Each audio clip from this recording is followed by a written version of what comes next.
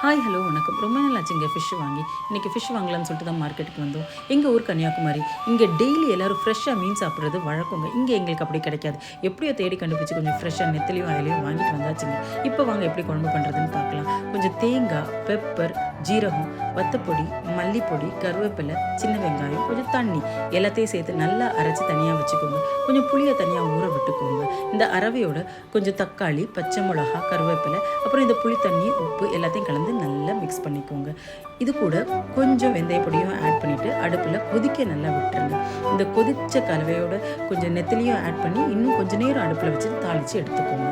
அதுக்கப்புறம் இந்த சைடில் நான் மேரினேட் பண்ணி வச்ச அயலையை நாங்கள் ஃப்ரை பண்ணிக்கிட்டோம்.